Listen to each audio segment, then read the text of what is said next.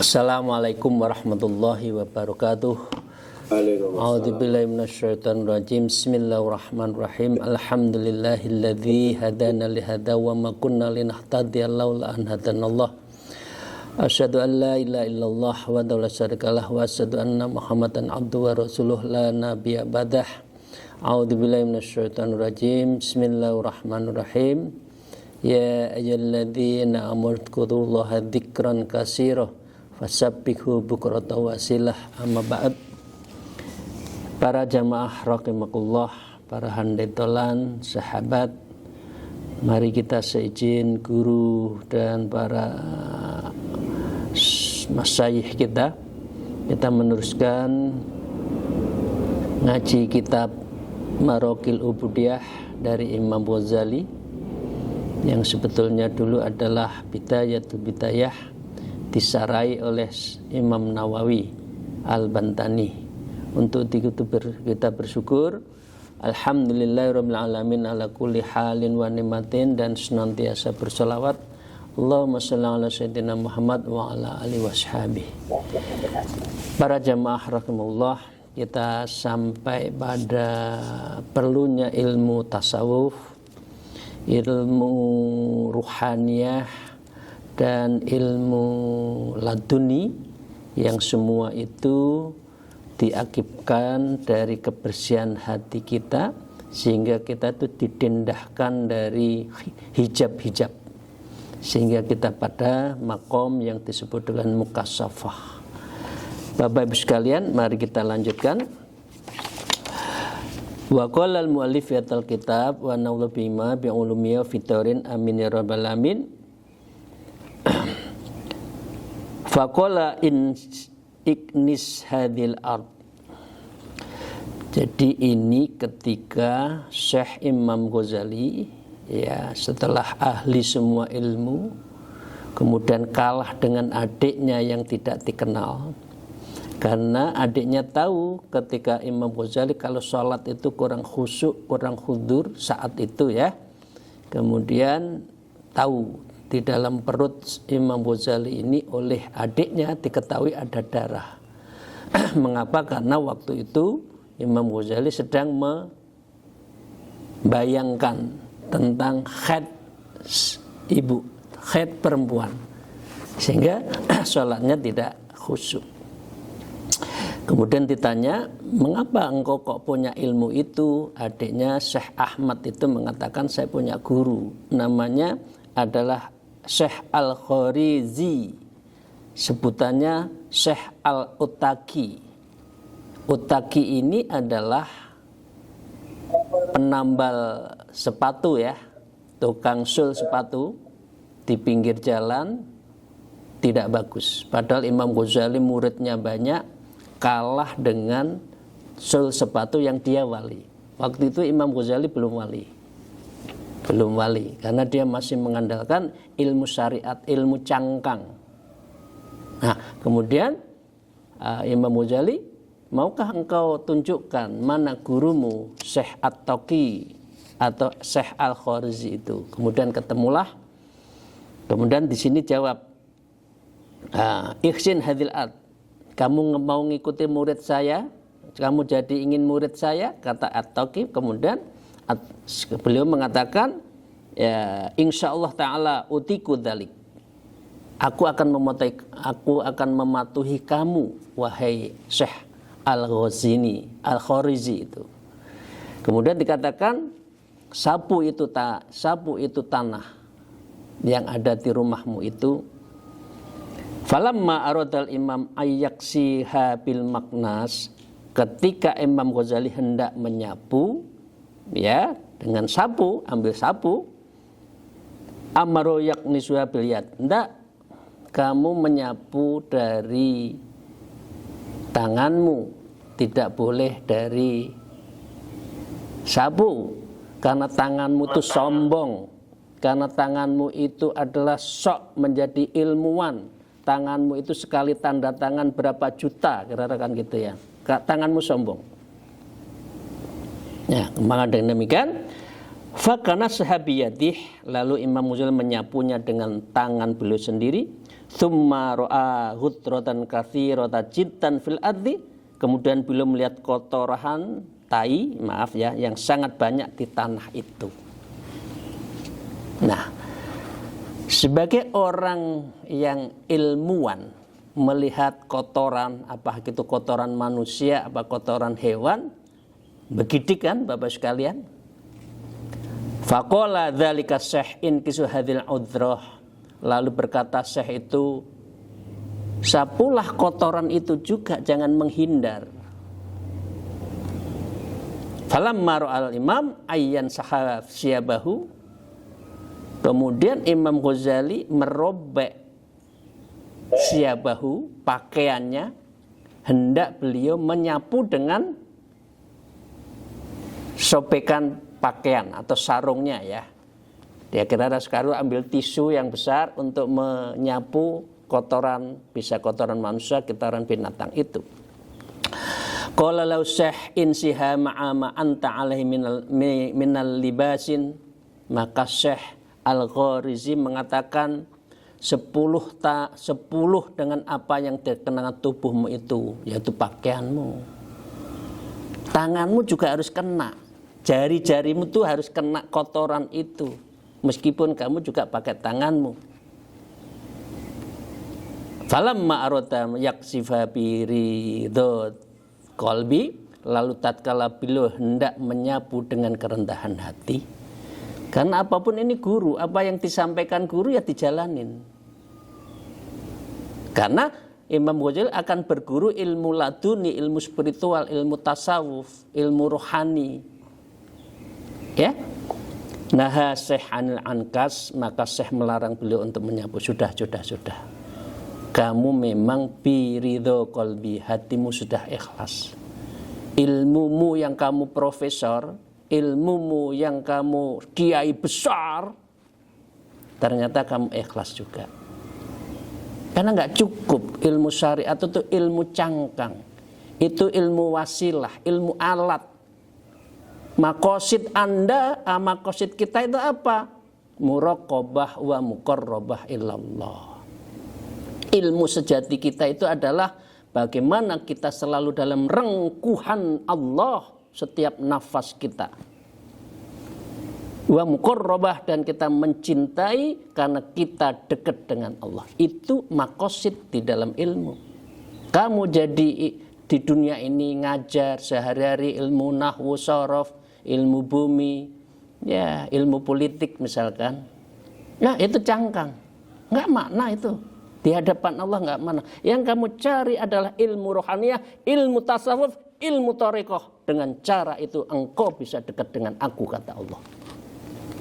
Karena itu Syekh Imam Ghazali mau dan rela menjadi penyapu jalan meskipun dengan tangannya dan di situ ada kotoran manusia. Karena untuk menghilangkan egonya itu. Maka dengan demikian falamma raja'a Imam ta'adda ilal madrasah, kemudian Imam Ghazali, udah kamu pulang deh, kata gurunya, kamu sudah ikhlas, ya. Wa amaru biruju' ila baitih, kata gurunya, dah kamu pulang. Setelah pulang ke madrasahnya, wa muhallatun ta'allamul ulumil littalabah, kemudian beliau menyampaikan kepada murid-muridnya di dalam ilmu dengan para pelajarnya tadi, ya, faqala linnasi, maka beliau berkata kepada orang-orang, hadza mahallu tala'u bina ma'assibyan, ini tempat hanya bermain-main bagi bocah. Jadi ilmu syariat itu seperti anak kecil, ndak balik itu, ndak akal balik. Masa nyari ilmu hanya untuk cari duit, bukan mencari Tuhan? Kecil itu. Sampai Imam Ghazali terhentak, kemudian berani mengatakan hadza mahalu ubina ma'asibyan. Ini adalah ilmu tempat bermainnya anak-anak. Faqad adallahu ta'ala ulumul laduni, dan sungguh Allah telah memberikan beliau akhirnya ilmu laduni. Dia tanggalkan ilmu ahli asyasah ahli, ilmu kedokteran ahli, semua Imam Ghazali kan ilmu, rajanya ilmu. Beliau tinggalkan semua, dengan beliau akhirnya mendapatkan al-ulumul laduniyah fil tasawuf. Kemudian tinggalkan ilmu yang lainnya. Sejak itu Imam Ghazali menjadi orang ahli tasawuf, ahli ruhaniyah. Ya. Wasara hina idzin yaroh, jadilah beliau saat beranggapan bahwa semua ilmu yang telah beliau mengajarkan kepada orang-orang, ya, an jami'al ulumi allati almah allan linnasi hakirah, itu adalah ilmu yang tidak ada artinya binismati lihadil ulum, dan dinisbatkan dibandingkan dengan ilmu itu, ilmu laduni, ilmu tasawuf, ilmu thariqah, yang lain enggak ada artinya. Allati afadallahu ta'ala ala qalbihi, yang Allah telah memberi kuasa penuh ilmu-ilmu ke dalam qalbihi, hati seseorang. Ilmu itu yang sejati ilmu hati. Wong Jawa nyebutno golek ana susue angin. Ayo, bisa? Rumahnya angin di mana ya? Allah. Carilah olehmu galie kangkung, orang Jawa ya. Galihnya kalau pohon jati ada. Tapi pohon kangkung kon nyari sejati ini galih nggak ada. Yang ada adalah Allah. Itu yang kamu cari. Itu yang disebut dengan afadallahu ta'ala ala qalbih, yaitu ilmu yang diberikan kuasa oleh Allah atas hatimu itu min ghairi kasbin, dan engkau dengan cara itu tanpa berupaya bersekuat tenaga, wa ta'abin, dan minhu, ya, kamu akan dapatkan sesuatu tanpa berusaha payah, radhiyallahu anhu, karena engkau telah diridhoi oleh Allah Subhanahu wa ta'ala. Itu ilmu ladun, ilmu tasawuf itu ya rezeki ini biasa, tapi tenang itu hidup. Pangkatnya biasa-biasa, ya eselon 3 didapat, eselon 2 didapat, tapi tidak, hampir setiap ketemu yang dibicarakan bagaimana menjadi eselon 1. Loh, apa yang dicari seperti itu? Kekuasaan, jabatan kalau datang akan datang. Tanpa pagi jadi sore, sore jadi malam, kaki jadi kepala, kepala jadi kaki. Kalau bukan haknya juga nggak akan nyampe. Nah, cara mendapatkan sesuatu yang Allah kehendaki dan itu memang pas dengan saya, itulah ilmu tasawuf. Itulah ilmu laduni, dan itu karena apa? Karena adalah al-mukasafatu fil qalbi. Hati kita telah dimukasafahkan, didendahkan, dibukakan yang sir di balik hijab semua itu. Jadi ini cerita sholatnya Imam Ghazali yang masih belum benar, malah dibenarkan oleh adiknya yang tidak dikenal. Karena adiknya sudah belajar ilmu thariqah. Jadi Bapak sekalian jangan bangga dengan ilmu-ilmu kita yang top-top itu. Top pakai penil 4 top, nggak ada artinya. Itu cangkang semua. Itu kulit, nggak nyentuh di hati. Bapak Ibu sekalian, mari kita lanjutkan. Wa qala al-mu'allif fi hadzal kitab wa in kunta tatlubu ilma minal qila wal qala, ya, jika kamu mencari ilmu dari katanya dan dari katanya, menurut guru saya, menurut di dalam ini pendapat dari Samuel Huntington misalkan, dari kola wa kola ya. Ya, yaitu itu semua kan ilmu khasamati khusumat. Itu menjadikan orang sombong, aku yang pintar.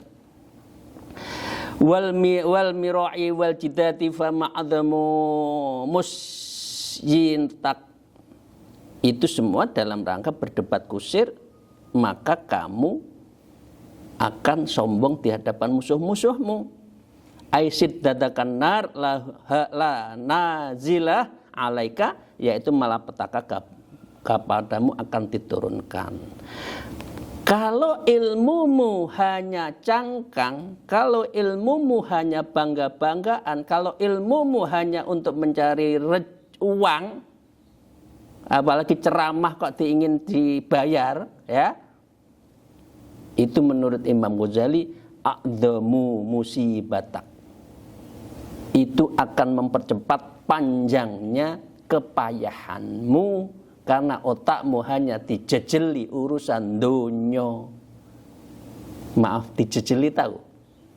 Pokoknya yang berkecamuk di dalam otak itu gimana uang, jabatan-jabatan itu ya. Aisyiddataka annazan alaka, maka itu bisa segera menurunkan kamu tadi wama atwalu taba'a wama adami khuramanak, dan betapa panjang kepayahanmu dan betapa besar nasib burukmu. Ai imtina'aka minal khair, ya ini ada halanganmu meraih kebaikan, wa khusronika, dan yang terjadi kamu khusron, rugi.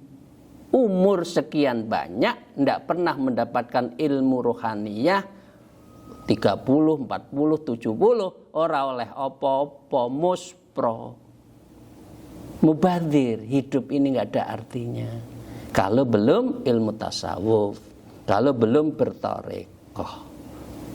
Gitu Bapak sekalian. Ini Imam Ghazali loh yang mengatakan, bukan saya. Izin, maaf.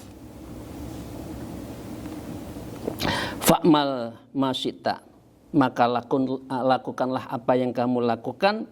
Minal manhiyati illam takhaful halak, kalau semua urusan duniamu yang kamu cari, maka kamu akan takhaful halak, maka yang ada adalah kamu tidak takut. Illam takhaf halak, berarti kamu tidak takut terhadap kerusakan.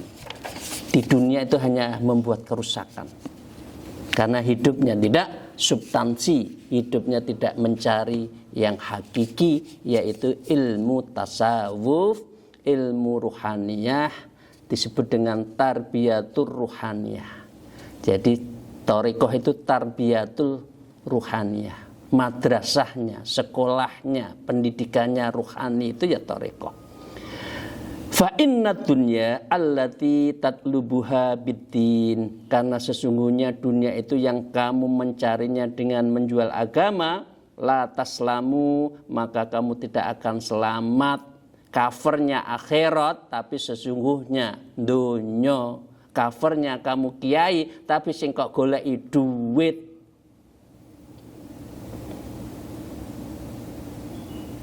Banyak. Seperti itu banyak orang yang memperjualkan agamanya hanya urusan dunia, banyak. Maka dengan demikian fa inna dunya laka wal akhirah taslab minka, ya, faman talabat dunya bidin khosirrohu. Maka dengan demikian akhirat kita akan terlucuti dari diri kita ini. Nggak ada apa-apa, terlucuti kan, maaf, kita telanjang nanti. Nggak ada apa-apa, kita nggak dapat apa-apa, nggak ada rangsel yang isinya pahala kita, itu nggak ada, karena urusannya dunia, itu ya. Faman talabat dunya bidini khosritoha, maka siapa yang mencari dunia dengan menjual agama, maka ia akan merugi keduanya, ya. Maka dengan demikian ini jami'an, dua-duanya.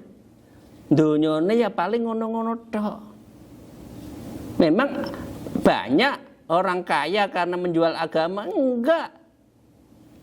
Orang kaya ya kudu kerja, jadi pengusaha. Kalau kita jadi dai ya jangan ingin kaya. Gitu loh Bapak sekalian, ini ngalor ngidul dodol agama tok. Ya, apalagi dodol nasab. Waduh. Daya ini, aduh.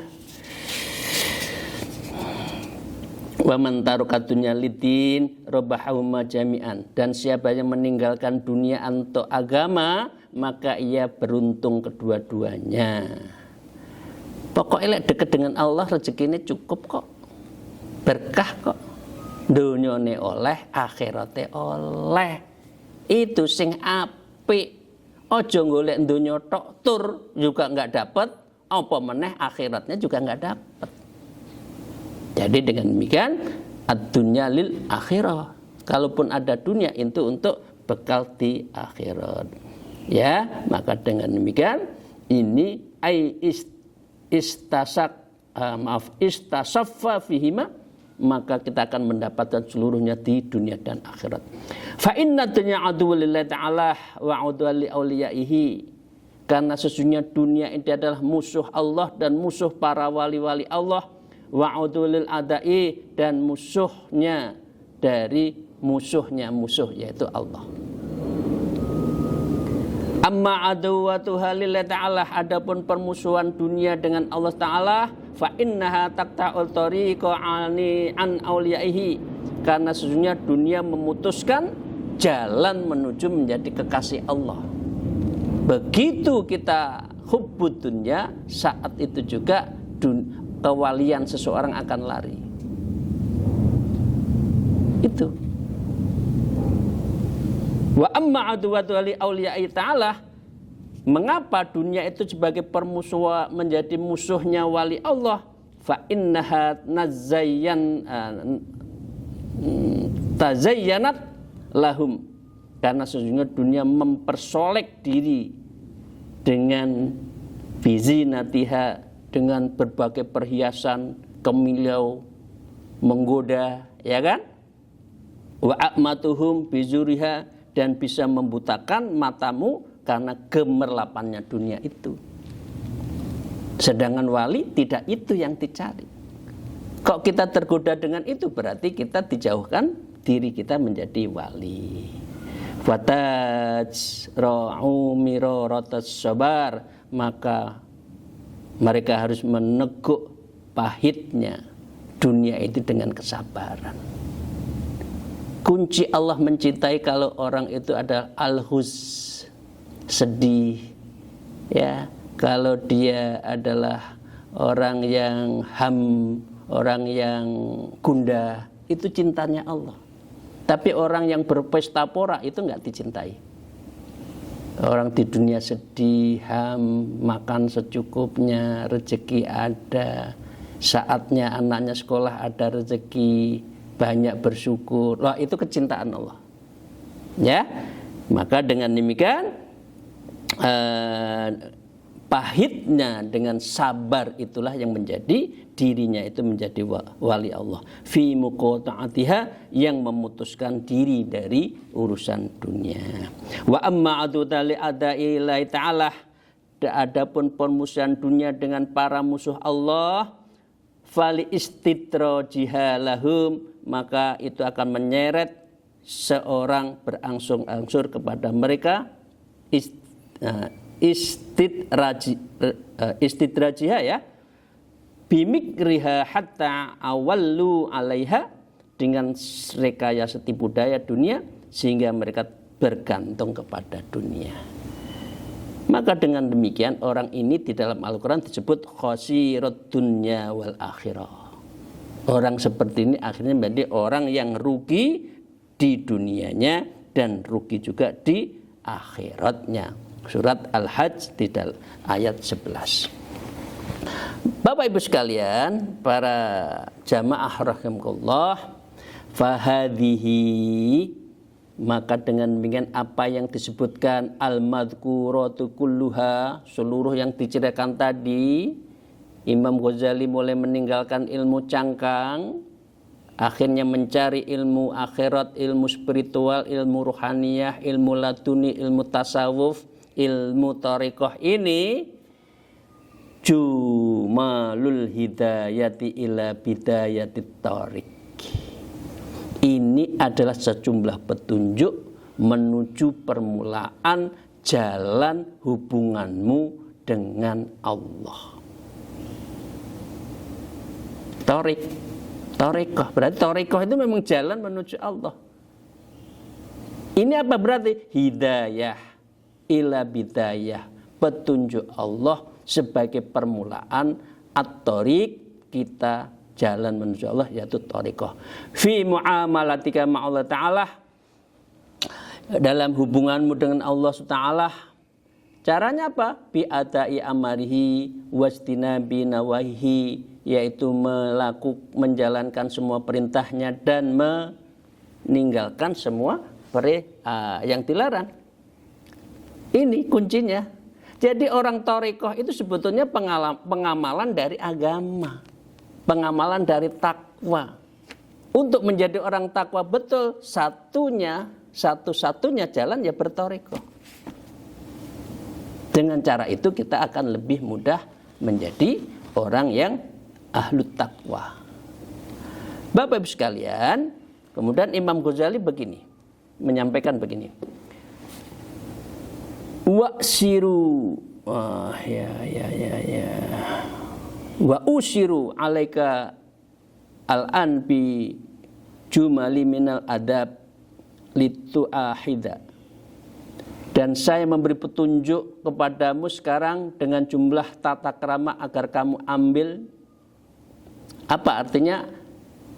Lituhasiba wa tudawi'a, untuk kamu introspeksi dan kamu mengobati nafsaka, hatimu, hati kita yang bertahun-tahun tidak mengenal Allah ini, bertahun-tahun tidak mengenal thariqah, tidak mengenal makrifat, al-qabihah, yang sangat buruk itu, biha, dengan ilmu tasawuf, dengan ilmu yang ruhaniyah tadi, itu jadikan itu aibitil kal jumlali, dengan tata krama adab-adab itu, fi mukhalatika ma'a ibadillah ta'ala, dalam pergaulanmu bersama hamba Allah subhanahu wa ta'ala.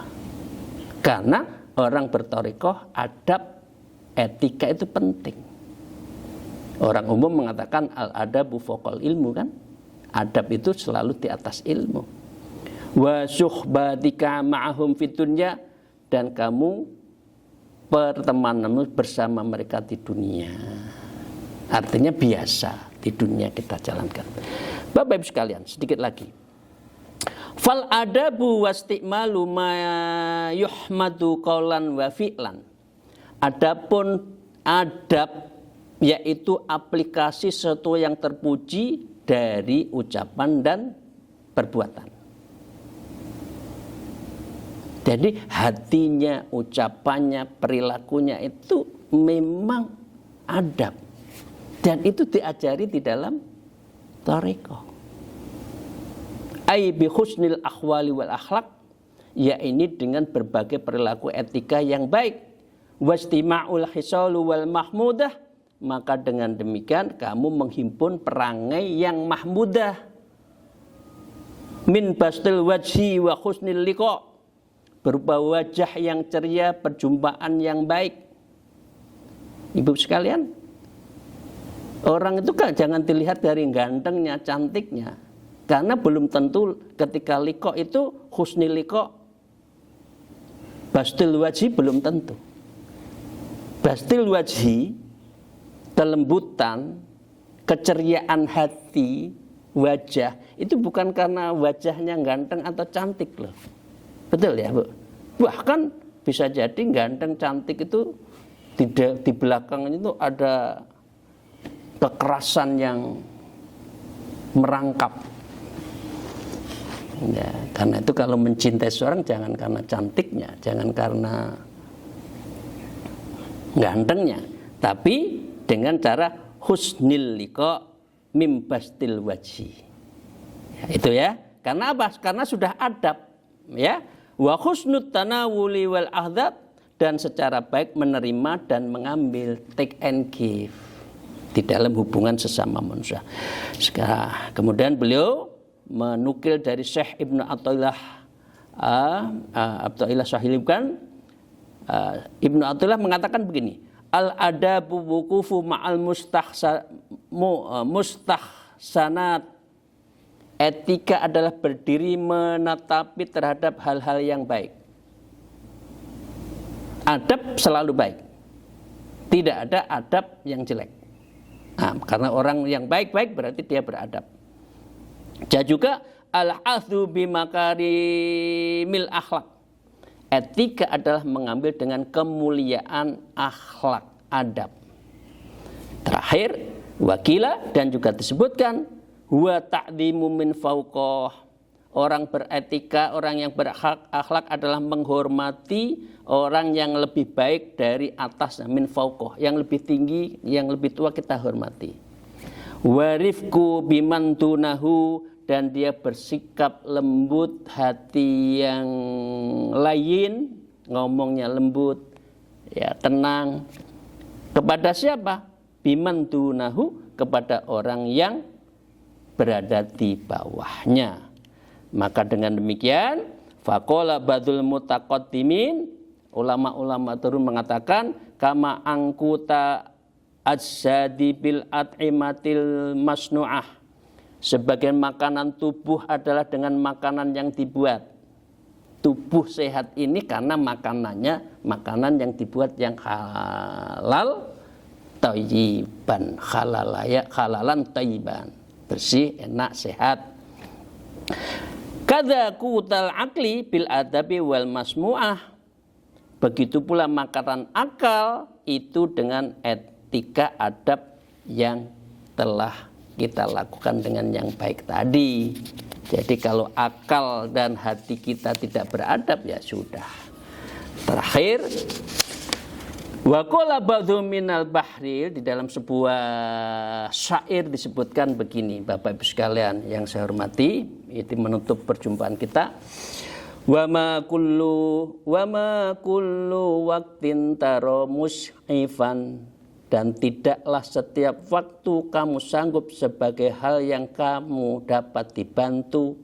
Fakun hafidhan li tariqil adab, maka jadilah kamu sebagai pemelihara adab. Wong lek ndak adab kan ndak seni, nggak ada jalan sukses bagi orang yang tidak beradab.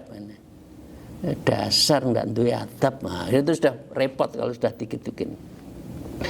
Tarallahu yaksifu ma qad khafi fatukdhi bi ajri wa nailil rutab. Kamu akan melihat Allah menyingkapkan apa yang sungguh tersembunyi. Ini karena kita punya adab, berarti sudah bertorikoh. Allah yaksif ma qad khafi. Allah akan membuka apa yang khafi, yang samar. Fatukdhi bi ajri wa nailil rutab. Lalu kamu mengutamakan memperoleh pahala dan mendapatkan marotib atau rutab atau martabat nanti di sisi Allah Subhanahu wa Ta'ala. Terima kasih Bapak sekalian. Maka dengan demikian ini menyudahi dari bab tentang akhlak-akhlak substansi kita dengan tasawuf. Ya, ini diakhiri dengan cerita dari Imam Ghazali, akhirnya shifting from ilmu syariah to ilmu ma'rifat wa tariqah. Jadi perpindahan Imam Ghazali dari ahli syariat kepada ahli tariqah, ahli ma'rifat. Semoga Allah membukakan hati kita sehingga kita juga bisa mengambil ibrah dari Imam Ghazali. Akhirul kalam, alhumikum, wallahul muwafiq ila aqwamit thariq. Assalamualaikum warahmatullahi wabarakatuh.